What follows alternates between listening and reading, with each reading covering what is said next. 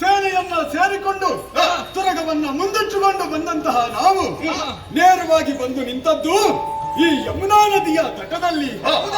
ಇಲ್ಲಿಯ ವಾತಾವರಣ ನೋಡಿ, ಯಮುನೆಯು ಪರಿಶುದ್ಧವಾಗಿ ಪವಿತ್ರವಾದಂತಹ ನೀರಿನಿಂದ ಹರಿಯುತ್ತಾ ಇದ್ದಾಳೆ. ಇಲ್ಲಿ ಬೀಸುವ ತಂಗಾಳಿ, ನೀರಿನ ಕಲಕಲ ನಿನಾದ ಮನಸ್ಸಿಗೆ ಎಷ್ಟು ಮುದವನ್ನು ನೀಡುತ್ತಾ ಇದೆಯಲ್ಲ. ಈವರೆಗೆ ಮಾಡಿದಂತಹ ಪ್ರಯಾಣ ಹಾಗೂ ಯುದ್ಧದಿಂದ ನಮ್ಮ ಸೈನಿಕರೆಲ್ಲರೂ ಬಳಲಿದ್ದಾರೆ. ಹೌದು, ಅವರಿಗೆ ವಿಶ್ರಾಂತಿ ಅಗತ್ಯವಿದೆ. ಖಂಡಿತ ಹೀಗೆಂದು ಎಲ್ಲರೂ ಅಭಿಪ್ರಾಯ ಪಡುತ್ತಾ ಇದ್ದಾರೆ. ಹೌದಲ್ವೇ? ಈ ಯಮುನಾ ನದಿಯ ತೀರ ಆಯಾಸಗೊಂಡಿರುವಂತಹ ನಮ್ಮ ಮನಸ್ಸಿಗೆ ಎಷ್ಟೊಂದು ಮುದವನ್ನು ನೀಡುತ್ತಾ ಇದೆ.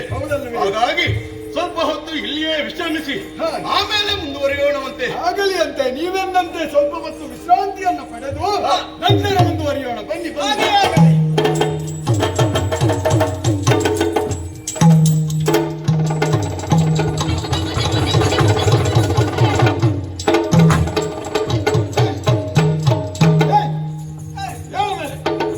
ಯಾರು ನೀನು? ನಾನು ನಿಮ್ಮ ಮಾವ. ಯಾರು ಮಾವ? ಯಾರಿಗೆ ಮಾವ? ಅಲ್ಲ ಬುದ್ಧಿ, ನಿಮ್ಮ ಮಾವ. ನಮ್ಮವ? ಏನು ವಿಶೇಷ? ಗಡಿಬಿಡಿಯಿಂದ ಬಂದು ಕಾಲಿಗೆ ಎರಗಿದೆಯಲ್ಲ. ನಿಮ್ಮ ಅಪ್ಪನನ್ನು ಶಿರ್ಸಿ ಮೇಲೆ ಹೊತ್ಕೊಂಡು ಬಾಗಿಲಲ್ಲಿ ಕಾಯ್ತಾ ಇದ್ದ ನಾನೇ ಅಲ್ವಾ? ಅಸಂಬದ್ಧ ಪ್ರಾಣಾಪಿ, ಏನು ಮಾತಾಡ್ತಾ ಇದ್ಯಾ? ನಿಮ್ಮ ಅಪ್ಪ. ನನ್ನ ಅಪ್ಪನ ನಿನ್ನಪ್ಪನ? ಏನು? ಒಡೆಯ ನಿಮ್ಮ ಅಪ್ಪ. ಅಪ್ಪಣೆಯನ್ನ ಶಿರಸ ವಹಿಸಿ ಕೆಲಸ ಮಾಡುತ್ತಾ ಇದ್ದವನು. ಹೌದು. ಏನಾಯ್ತು? ವಿಷಯ ಉಂಟು ಬುದ್ಧಿ. ಏನದು?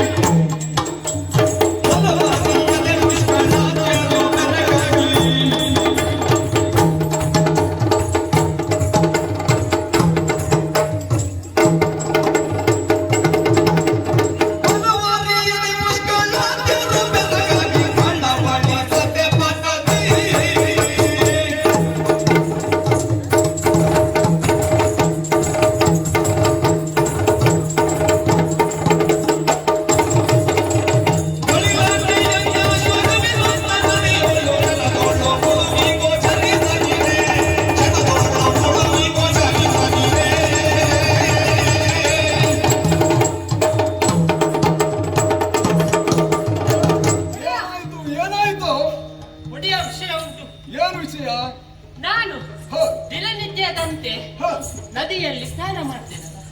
ನದಿಯಲ್ಲಿ ಸ್ನಾನ ಮಾಡುದು? ಹೌದು ಒಡೆಯ. ಅದಕ್ಕೆ ಇಲ್ಲಿಗೆ ಬಂದದ್ದ ಈಗ?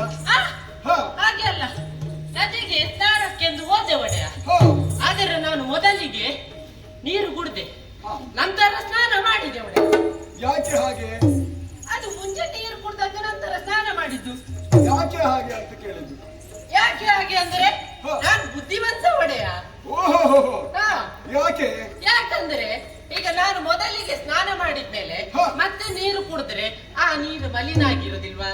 ಕೇಳಿದ್ಯಾ? ಮಲಿನ ಆದ ನೀರನ್ನು ಕುಡಿತಾರೆ. ಖಂಡಿತ ನೀನು ಬಹಳ ಬುದ್ಧಿವಂತ. ಆದರೆ ನಿನಗೊಂದು ವಿಷಯ ಗೊತ್ತಿಲ್ಲ ನೋಡಿ. ಏನು? ಯಮುನಾ ನದಿ ಎನ್ನುವುದು ಹಾ. ನಿಂತಲ್ಲಿಯೇ ನಿಲ್ಲುವ ನೀರೇ, ಓಹೋ, ಅದು ಹರಿಯುವ ನೀರು. ಒಡೆಯ, ಅದು ನನಗೆ ಗೊತ್ತಿರ್ಲಿಲ್ಲ. ಹರಿಯುವ ನೀರು ನಿನಗೆ ಗೊತ್ತಿರಲಿಲ್ಲ. ಹರಿಯುವ ನೀರು ಎಂದೂ ಮಲಿನತೆಯನ್ನ ಉಳಿಸಿಕೊಳ್ಳುವುದಿಲ್ಲ. ಹೌದು ಒಡೆಯ, ಅದು. ಆದರೆ ನಾನು ಒಬ್ಬನೇ ಹೋದದ್ದಲ್ಲ, ಹಾ, ನಮ್ಮದು ಕುದುರೆ ಉಂಟಲ್ಲ, ಹೌದು, ಅದನ್ನ ಸಹ ಕರ್ಕೊಂಡು ಹೋಗ್ತೇನೆ ನಾನು. ನಾನು ಹೇಳಿದ್ದಲ್ಲ ಯಮುನಾ ನದಿಗೆ ಇಳಿದು ನೀರು ಕುಡಿಯಿರಿ ಅಂತ. ಹೌದು ಒಡೆಯ, ಏನು? ಹಾಗೆ ಕರ್ಕೊಂಡು ಹೋದೆ ಒಡೆಯ. ಕುದುರೆ ಒಳಗೆ ಬಿಟ್ಟೆ, ನಿಧಾನ ಹೋಯ್ತು ಒಳ್ಳೆ, ನಿಧಾನ ಹೋಯ್ತು, ಮುಳುಗಿತ್ತು. ನಾನು ದಿನನಿತ್ಯದ ಮುಳುಗಿದ್ದಲ್ಲ, ಹೇಗೂ ಎದ್ದು ಬರ್ತದಂತ ನಾನು ಸ್ವಲ್ಪ ವಿಶ್ರಾಂತಿ ತಗೊಂಡೆ ಒಡೆಯ. ಅಲ್ಲಿಯೂ ನಿನಗೆ ವಿಶ್ರಾಂತಿ? ವಿಶ್ರಾಂತಿ ನಾನು ನೋಡ್ತಾ ಇದ್ದೇನೆ, ಮುಳುಗಿದ್ದು ಮಾಯ, ಕಾಣ್ತಾ ಇಲ್ಲ ಒಡೆಯ, ಕಾಣ್ತಾ ಇಲ್ಲ ಒಡೆಯ. ಏನು ಮಾತನಾಡ್ತಾ ಇದ್ದೀಯೋ? ಒಡೆಯ, ಹೇಳು ಹೇಳು. ನನ್ನದೆಂತ ಸಹ ತಪ್ಪಿಲ್ಲ ಒಡೆಯ, ಹೊಡಿಬೇಡಿ ಒಡೆಯ. ಅದಕ್ಕೆಲ್ಲ ಹೊಡೆಯುವುದಾಕ ಹೇಳು.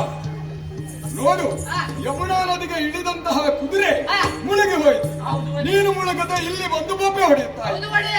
ಇರಲಿ, ಈ ವಿಚಾರವನ್ನ ನಾನು ನೋಡಿಕೊಳ್ಳುತ್ತೇನೆ. ನೀನು ಒಳಗೆ ಬನ್ನಿ. ಹಾಗೆ ಆಗ್ಲಿ ಒಡೆಯ. ಹೇಳಿದರೆ ಹೋದವರೇ, ಏನು ದಾಸ್ಸರ್ಯ? ನದಿಗೆ ಇಳಿದಂತಹ ಕುದುರೆ ಭಯವಾಯಿತಂತೆ, ಮುಳುಗಿ ಹೋಯಿತಂತೆ.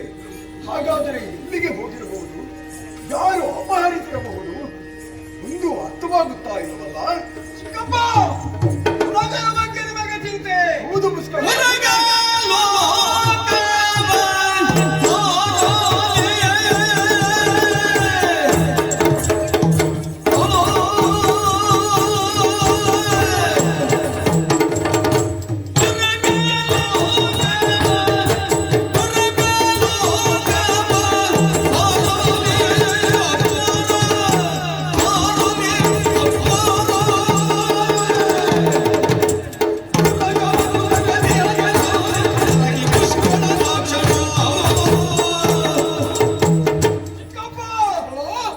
ಯಮುನಾ ನದಿಯಲ್ಲಿ ನೀರನ್ನು ಕುಡಿಯಲು ಇಳಿದಂತಹ ತುರಗ ಮಾಯವಾಯಿತು ಎಂಬ ಆಲೋಚನೆ ನಿಮಗೆ? ಖಂಡಿತ. ಆ ಚಿಂತೆಯನ್ನು ಬಿಟ್ಟು ಬಿಡಿ.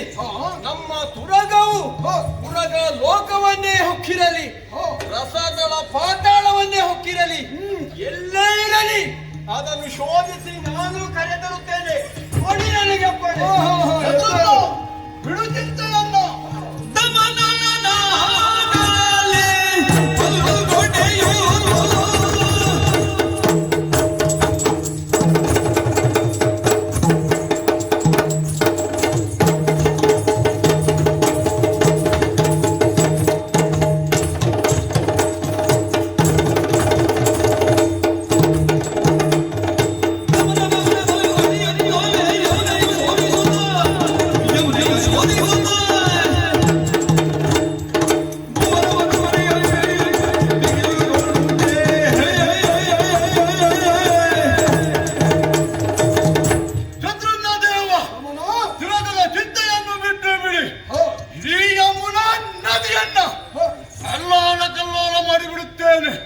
ಅಥವಾ ಯಾರೇ ಆಗಲಿ ತುರಗವನ್ನು ಕತ್ತೊಯ್ದಂತಾದರೆ ಅಂತಾದರೆ ಅವರ ಶಿರವನ್ನು ತ್ಯಾಜಿಸಿ ತುರಗವನ್ನು ತಂದೊಪ್ಪಿಸುತ್ತೇನೆ.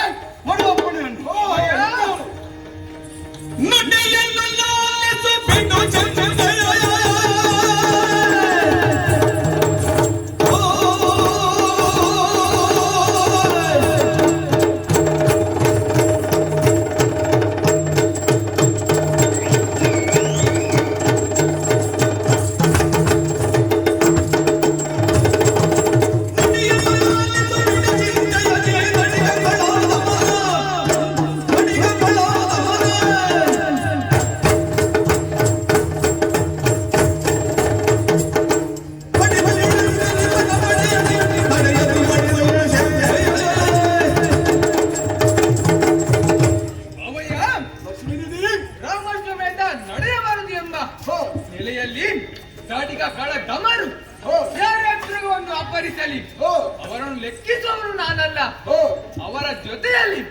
ಸುರ ಪಡೆಯ ಬಂದಿರಲಿ ಲೆಕ್ಕಿಸುವವರು ನಾನಲ್ಲ ಹೋ.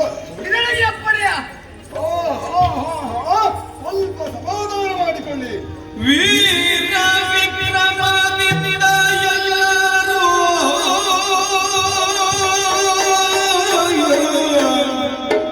ವೀರ ವಿಕ್ರಮಾದಿತ್ಯ ಯಾರು? ಭೂರಿ ಕ್ರೋಧದಿ ಪೊರಡೆ ಶತ್ರುವ. ಭೂರಿ ಕ್ರೋಧದಿ ಪೊರಡೆ ಶತ್ರುವ. ಸಾರಿ ಚೆಲ್ಲಿಗೆ ತುರಗ ಎಂಬುದರಿತು. ಮಗ ಎಲ್ಲಿಗೆ ಹೋಯಿತು? ಸಾರಿ ಚೆಲ್ಲಿಗೆ ತುರಗವೆಂಬುದರಿತು. ಮೊದಲೀಗ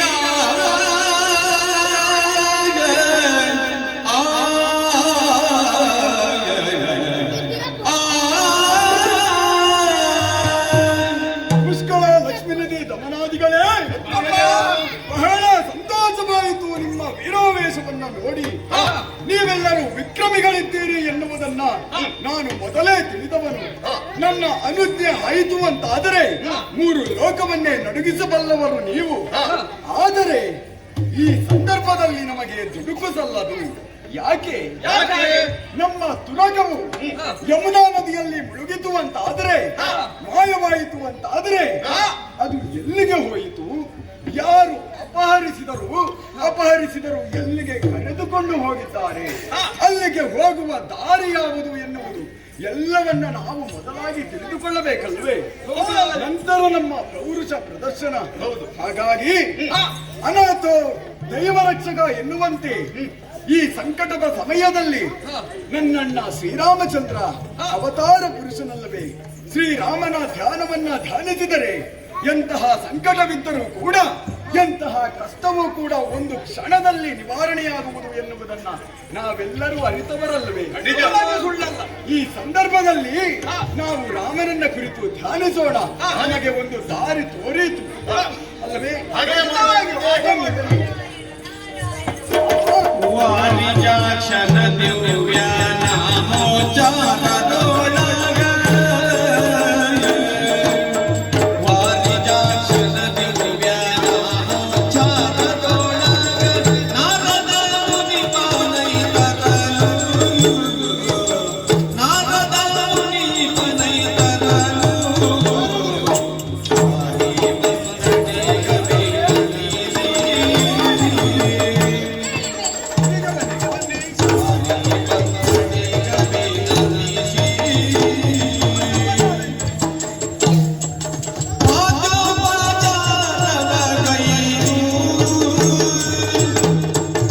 ಸ್ವಾಮಿ ನಾರದರೆ ತಮ್ಮ ಪದಚರಣಗಳಿಗೆ ವಂದಿಸುತ್ತೇವೆ. ಶ್ರೇಯಸ್ಸಾಗಲಿ ನಿಮಗೆ. ಎದ್ದೇಳಿ ಮೇಲೆ. ಸ್ವಾಮಿ ಶತ್ರುಘ್ನ. ಕಾಲ ಜ್ಞಾನಿಗಳು ತಾವು ಹ. ಅಪರೂಪವೆಂಬಂತೆ ಇಲ್ಲಿಗೆ ಬಂದಿದ್ದೀರಿ. ತಾವು ಕ್ಷೇಮವೇ ಸ್ವಾಮಿ? ಲೋಕ ಕಲ್ಯಾಣ ಮಾಡುವ ನಮಗೆ ಕ್ಷೇಮವಲ್ಲದೆ ಇನ್ನೇನಯ್ಯ. ಹಾ ಹಾ ಹಾ. ಆದರೆ ನೀವೆಲ್ಲ ಎಲ್ಲಿ? ಹಾ ಹಾ. ಶತ್ರುಘ್ನ. ಪರಮಾತ್ಮ ಜ್ಞಾನ ತುರಗ ಬೆಂಬಲನಾಗಿ. ಪರಮಾತ್ಮ ಜ್ಞಾನ ತುರಗ ಬೆಂಬಲನಾಗಿ. ಪೊರಾಟಿಹ ಭಟರು ನೀವೈಸೆ. ನೀವಿಲ್ಲ. ಪೊರಾಟಿಹ ಭಟರು ನೀವೈಸೆ. ತೆರಳಿ ಎಲ್ಲಿಗೆ ಹಯ ಹೇಳೆಂದು ನಾರದ. ತೆರಳಿ ಎಲ್ಲಿಗೆ ಹಯ ಹೇಳೆಂದು ನಾರದ. ಬೆಸಗೊಳ್ಳಲವರೊಡನೆ ನಿಂತ. ಅಯ್ಯ ಶತ್ರುಘ್ನ. ಸ್ವಾಮಿ ನಾರದರೆ ರಾಮನ ಅಶ್ವಮೇಧದ ತುರಗದ ಹಾ. ಬೆಂಗಾವಲಿಗೆ ಬಲ ಸಹಿತ ನೀನು ಹೊರಟಿದ್ದೀಯಾ ಎಂಬುದನ್ನ ತಿಳಿದವನಿದ್ದೇನೆ. ಹಾ ಸ್ವಾಮಿ. ಲೋಕ ಸಂಚಾರ ಮಾಡುವಾಗ ಈ ದಾರಿಯಾಗಿ ನೀವು ಬರುವುದನ್ನ ಕಂಡೆ. ಹಾ. ನಿಮ್ಮ ಯೋಗಕ್ಷೇಮ ವಿಚಾರಿಸೋಣವೆಂದು ಇಲ್ಲಿಗೆ ಬಂದೆನಯ್ಯ. ಹಾ. ಆದರೆ ನೀವೆಲ್ಲರೂ ಮೌನವಾಗಿದ್ದೀರಾ? ಏನಾಯ್ತು? ನಿಮ್ಮ ಯಜ್ಞಾಶ್ವ ಕಾಣುತ್ತಿಲ್ಲವಲ್ಲ? ಎಲ್ಲಿಗೆ ಹೋಯಿತು? ಏನು ನಿಮ್ಮ ಚಿಂತೆಗೆ ಕಾರಣ? ನನ್ನಲ್ಲೇ ತಿಳಿಸಿ. ಸ್ವಾಮಿ, ನಿಮ್ಮ ಪ್ರಶ್ನೆಗಳೆಲ್ಲವೂ ಸಹಜವೇ ಸ್ವಾಮಿ. ಎಲ್ಲವಕ್ಕೂ ಉತ್ತರಿಸುತ್ತೇನೆ, ಆಲಿಸಬೇಕು. ಮುನಿಪ ಕೇಳಿಯ ಮುನಿಯ ಜಲದೋಳು ತೋರಗರು. ಮುನಿಪ ಕೇಳಿಯ ಮುನಿಯ ಜಲದೋಳು ತೋರಗರು. ಜಲದೋಳು ತೋರಗರು. ಚಣದೊಳು ಮುಳುಗಿ ಹೋಗಿ ಹೋದು. ಚಣದೊಳು ಮುಳುಗಿ ಹೋಗಿ ಹೋದು. ಗುಣ ನೀತಿ ಕೇಳು ಎಲ್ಲೆಂಬುದನಿಯೋ. ಗುಣ ನೀತಿ ಕೇಳು ಎಲ್ಲೆಂಬುದನಿಯೋ. ಘನದಾನೈತೆ ಜ್ಞಾನದೊಳು. ಘನಪ್ರಾಣನೈತೆ ಯೋಗದೊಳು. ಗುಣ ನೀತಿ ಕೇಳು ಎಲ್ಲೆಂಬುದನಿಯೋ. ಘನಪ್ರಾಣನೈತೆ ಯೋಗದೊಳು. ಸ್ವಾಮಿ ನಾರದರೆ, ಸೌಮಿತ್ರಿ. ಅಣ್ಣ ಶ್ರೀರಾಮಚಂದ್ರನ ಅನುಗ್ರಹ ಪೂರ್ವಕವಾಗಿ ಹೊರಟಂತಹ ನಮ್ಮ ಸೇನೆ ಹ. ಹಲವಾರು ದೇಶವನ್ನ ಸಂಚರಿಸಿ ಕಪ್ಪವನ್ನ ಪಡೆದು ಕ್ಷೇಮದಿಂದ ಮುಂದುವರೆದವರಿದ್ದೇವೆ. ಹ. ಆದರೆ ವಿಶ್ರಾಂತಿಗೆಂದು ಈ ಯಮುನಾ ತಟದಲ್ಲಿ ನಾವು ಇರುವಾಗ ನಮ್ಮ ಕುದುರೆಯು ಯಮುನಾ ನದಿಯಲ್ಲಿ ಮುಳುಗಿ ಹೋಯಿತು, ಮಾಯವಾಯಿತು ಎಂದು ನಮ್ಮ ಚಾರುಕುಣಬ ಒಂದು ವಿಷಯವನ್ನ ತಿಳಿಸಿದ್ದಾರೆ ಸ್ವಾಮಿ. ಆದರೆ ಈಗ ನಮ್ಮ ಯಜ್ಞದುರ್ಗವು ಎಲ್ಲಿಗೆ ಹೋಯಿತು? ಯಾರು ಅಪಹರಿಸಿರಬಹುದು? ಈಗ ದುರ್ಗವನ್ನು ಪಡೆಯುವುದು ಹೇಗೆ? ಯಾವುದೂ ಕೂಡ ಗೊತ್ತಾಗದೆ ಚಿಂತಾಕ್ರಾಂತರಾಗಿದ್ದೇವೆ ಸ್ವಾಮಿ. ಆದರೆ ನಾವು ತ್ರಿಕಾಲಧಾರಿಗಳು, ಎಲ್ಲವನ್ನು ಅರಿತವರು. ಹಾಗಾಗಿ ಈ ವಿಷಯದ ಬಗ್ಗೆ, ಈ ವಿಚಾರದ ಬಗ್ಗೆ ನಿಮಗೇನಾದರೂ ತಿಳಿದಿದ್ದರೆ ದಯವಿಟ್ಟು ಅದನ್ನು ತಿಳಿಸಬೇಕು, ನಮಗೆ ದಾರಿ ತೋರಿಸಬೇಕು ಸ್ವಾಮಿಯೇ, ದಾರಿ ತೋರಿಸಬೇಕು. ಶತ್ರುಘ್ನ, ಎದ್ದೇಳಿ ಮೇಲೆ. ನಿಮ್ಮ ಯಾಗದುರ್ಗ ಯಮುನೆಯಲ್ಲಿ ಮಾಯವಾಯಿತೆ. ಹೌದು ಸ್ವಾಮಿ. ಹಾ ಹಾ, ಸತ್ಯ ವಿಚಾರ ಹೇಗಿದೆ ಕೇಳಿ. ಏನದು? ಅರುವೆನು ಸೌಮಿತ್ರಿ ಕೇಳಿದು. ಶತ್ರುಘ್ನ, ಅರುವೆನು ಸೌಮಿತ್ರಿ ಕೇಳಿದು. ಯಜ್ಞಾಶ್ವಗಮಿಸಿದ ಪರಿಯು ಯಮುನಯ ಮನದೊಳಗಿರಿದನು. ಯಜ್ಞಾಶ್ವಗಮಿಸಿದ ಪರಿಯು ಯಮುನಯ ಮನದೊಳಗಿರಿದನು. ಇರುವುದೀ ನದಿ ಜಲದ ಮೂಲದಿ ಪರಮ ಮೋಹನವಾದ ಮಾಯಾಪುರವು.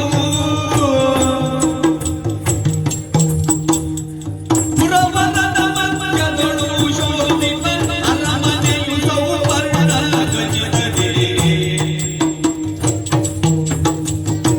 ಅಯ್ಯ ಸೌಮಿತ್ರಿ, ಸ್ವಾಮಿ ನಾರದರೆ, ಈ ನಿಮ್ಮ ಯಾಗದುರ್ಗ ಎಲ್ಲಿಗೆ ಸೇರಿತು, ಯಾಕೆ ಸೇರಿತು ಎಂಬುದನ್ನ ಸಂಪೂರ್ಣವಾಗಿ ಗ್ರಹಿಸಿಕೊಂಡೆ. ಈ ಯಮುನೆಯ ತಳಭಾಗದಲ್ಲಿ ಒಂದು ಮಾಯಾಪುರವಿದೆ. ಓಹೋ, ಅಲ್ಲಿ ಕುಮುದಿನಿ ಎನ್ನುವ ಓರ್ವಳು ಯೋಗಿನಿ ಇದ್ದಾಳೆ. ಅವಳ ಅನುಯಾಯಿಗಳಾಗಿ ಮದನಾಕ್ಷಿ ಎನ್ನುವವಳು ರಾಣಿಯಾಗಿ, ತಾರಾವಳಿ ಎನ್ನುವವಳು ಮಂತ್ರಿಣಿಯಾಗಿ ರಾಜ್ಯಭಾರ ಮಾಡುತ್ತಿದ್ದಾರೆ. ನಿಮ್ಮ ಯಜ್ಞಾಶ್ವ ಹ, ಯಮುನೆಗೆ ಇಳಿದಾಗ ಅವರದನ್ನು ಮಾಯೆಯಿಂದ ಅಪಹರಿಸಿದ್ದಾರಯ್ಯ. ಸ್ವಾಮಿ, ನೀವು ಹೇಳುವ ಮಾತು ಬಹಳ ಆಶ್ಚರ್ಯವನ್ನ ಉಂಟು ಮಾಡುತ್ತಾ ಇದೆ. ಹೌದು. ಯಾಕೆಂದರೆ ಯಮುನೆಯ ನದಿಯ ಅಡಿಭಾಗದಲ್ಲಿ ಪುರವನ್ನ ನಿರ್ಮಿಸಿದ್ದಾರೆ, ಮಾಯಾಪುರ ಎನ್ನುವಂತಹ ಹೆಸರನ್ನ ಇಟ್ಟಿದ್ದಾರೆ ಅಂತ ಆದರೆ ಅವರು ಮಾಯಾವಿಗಳೇ ಹೌದು ಅಂತ ಆದರೆ ಅವರು ಯಾರು ಸ್ವಾಮಿ? ಅವರಿಗೆ ಆ ಸಾಮರ್ಥ್ಯ ಬರುವುದಕ್ಕೆ ಕಾರಣವೇನು?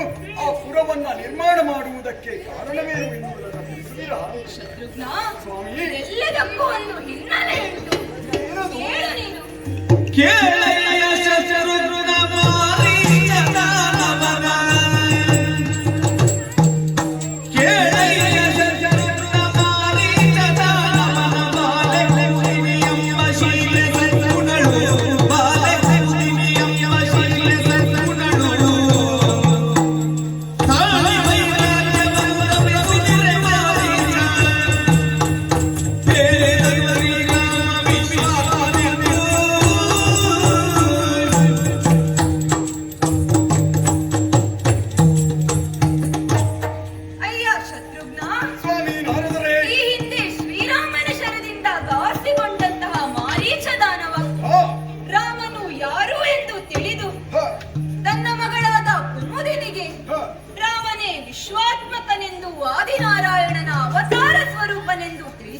ಹ. ಈ ಮಾಯಾಪುರವನ್ನ ನಿರ್ಮಿಸಿ ಅಲ್ಲಿ ಆಕೆಗೆ ತಪಸ್ಸು ಮಾಡಲು ಅನುಕೂಲ ಮಾಡಿಕೊಟ್ಟಿದ್ದಾನೆ. ಹ, ಹ. ಈ ಮದನಾಕ್ಷಿ ತಾರಾವಳಿಯರು ಹ. ರಾವಣನ ಮಂತ್ರಿಯಾದ ಪ್ರಹಸ್ತನ ನಂದನೆಯರು ಓ. ರಾವಣನ ವಧೆಯಾದ ನಂತರ ಇಲ್ಲಿ ಬಂದು ನೆಲೆಸಿದ್ದಾರೆ. ಹ. ಈಗ ದುರಮುಖೇನ ನಿಮ್ಮನ್ನ ಮೆಚ್ಚಿಸಿ ಹ. ಆ ಮೂಲಕ ರಾಮ ದರ್ಶನಕ್ಕಾಗಿ ಕಾಯುತ್ತಿದ್ದಾರಯ್ಯ. ಸ್ವಾಮಿ, ಬಹಳ ಸ್ವಾರಸ್ಯವಾಗಿದೆಯಲ್ಲ ಈ ಕತೆ. ಹೌದು. ಯಾಕೆಂದರೆ ನಮ್ಮನ್ನ ವಿರೋಧಿಸಿ ಅವರಿಗೆ ರಾಮದರ್ಶನ ಹೇಗಾಗುತ್ತದೆಯೋ ನಾನರಿಯೇ. ಆದರೆ ನಮಗೆ ಈಗ ಉಭಯ ಸಂಕಟವಾಯ್ತಲ್ಲ ಸ್ವಾಮಿ. ಹ. ದುರ್ಗವನ್ನ ನಾವು ಪಡೆದುಕೊಳ್ಳದೆ ಮುಂದುವರಿಯುವಂತಿಲ್ಲ. ಹೌದು. ಹಾಗಾಗಿ ಹ. ಆ ಪುರವನ್ನ ಪ್ರವೇಶಿಸುವ ಬಗೆ ಹೇಗೆ ಸ್ವಾಮಿ ಹೇಳುವಿರಾ? ಶತ್ರುಘ್ನ, ಚಿಂತಿಸಬೇಡಯ್ಯ. ನಾನು ನಿನಗೆ ವರುಣ ಮಂತ್ರವನ್ನು ಉಪದೇಶಿಸುತ್ತೇನೆ. ಅದನ್ನು ಜಪಿಸುತ್ತಾ ನೀರಿಗಿಳಿಯಿರಿ. ನೇರವಾಗಿ ಮಾಯಾಪುರವನ್ನ ಸೇರುತ್ತೀರಿ. ಅಲ್ಲಿ ಜಯ ನಿಮ್ಮ ಪಾಲಿಗಾಗುತ್ತದೆ. ಬಾ ಹೀಗೆ. ತಿಳಿಯುವುದು ಸ್ವಾಮಿ, ತಿಳಿಯುವುದು. ಧನ್ಯನಾದೆ, ಧನ್ಯನಾದೆ. ಶ್ರೇಯಸ್ಸಾಗಲಿ ನಿಮಗೆ. ನಾನಿನ್ನು ಬರುತ್ತೇನೆ.